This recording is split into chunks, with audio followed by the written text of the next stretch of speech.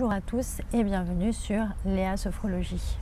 Aujourd'hui, nous allons voir ensemble 4 raisons qui devraient nous faire comprendre pourquoi nous ne devrions pas haïr la mère perverse narcissique. J'ai bien conscience que cela peut paraître choquant, surtout lorsqu'on connaît, bien entendu, les agissements du parent perverse narcissique. En effet, cette personne dénuée d'empathie, sa vision négative et son narcissisme vont faire d'elle une personne peu fréquentable, voire invivable. Toutefois, si cette personne est un de vos parents, nous allons voir pourquoi nous ne devrions pas la haïr. Qu'est-ce que représente la haine et quel impact elle a sur vous? Comment en arrive-t-on à la haine et qu'est-ce que la haine précisément? Dans cette relation toxique, les agressions répétées du PN vont tôt ou tard, après les sensations de tristesse et de culpabilité, engendrer en vous une sensation de colère. Vous en avez assez, vous auriez envie que tout cela cesse parce que vous savez que cette situation est injuste et donc vous allez ensuite basculer dans la rancœur. Maintenant que vous ressentez la rancœur suite à ces agressions injustes et injustifiées du PN, si aucun travail n'est fait sur vous-même, si aucune prise de conscience n'est faite par rapport à cette souffrance, si vous avez ce sentiment que justice n'a pas été faite dans la mesure où le pervers narcissique noie tous ses agissements et que vous n'avez pas eu peut-être la chance de partager cette souffrance, de libérer ces mots auprès d'un thérapeute ou bien d'un ami et de faire sortir tout cela de vous, vous allez petit à petit basculer dans un sentiment de haine, un sentiment de répulsion profonde vis-à-vis de votre agresseur.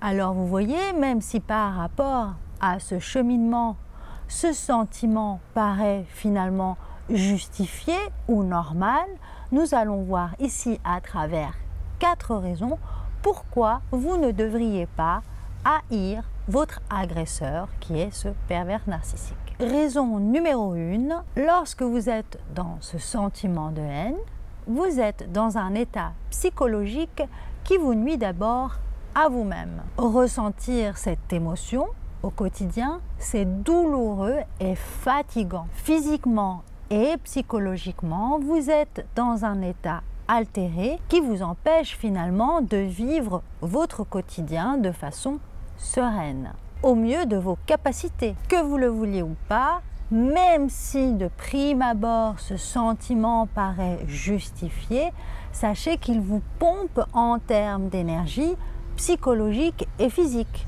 Et que c'est justement cette même énergie dont vous avez besoin pour pouvoir rebondir et aller de l'avant suite à cet épisode, à cette histoire qui vous a déjà suffisamment fait du mal.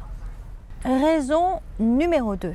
Cultiver ce sentiment de façon récurrente dans votre quotidien, de façon même finalement quasi habituelle, peut à long terme entraîner chez vous des troubles psychologiques. Et ces troubles psychologiques peuvent même s'ancrer sur vous, finalement devenir une de vos caractéristiques profondes.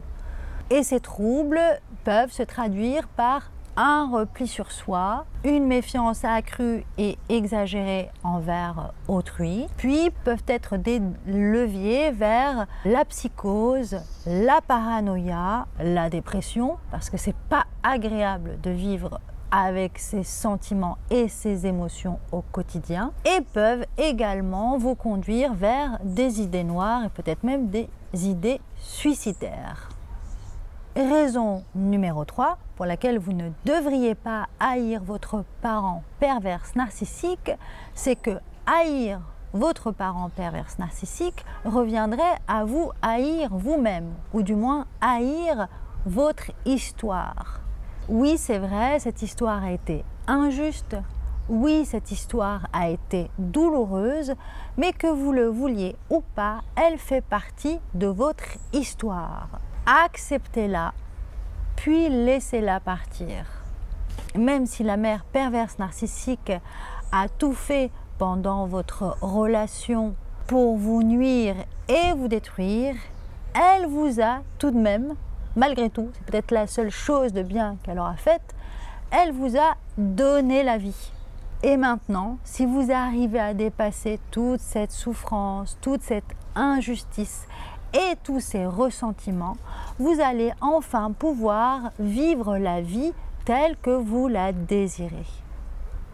Enfin, raison numéro 4, haïr le perverse narcissique ne fera qu'alimenter son mode de fonctionnement qui est basé sur la destruction.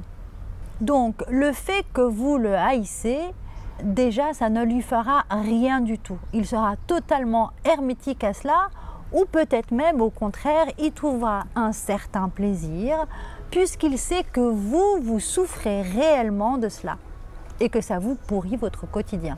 Donc oui, c'est légitime et sain de mettre un stop par rapport à cette relation toxique, mais à l'inverse, en cultivant ce sentiment de haine, ne devenez pas à votre tour toxique pour vous-même. Cette vidéo est à présent terminée. J'espère que ce travail de prise de conscience que nous effectuons ensemble vous permettra justement de mieux trouver la paix.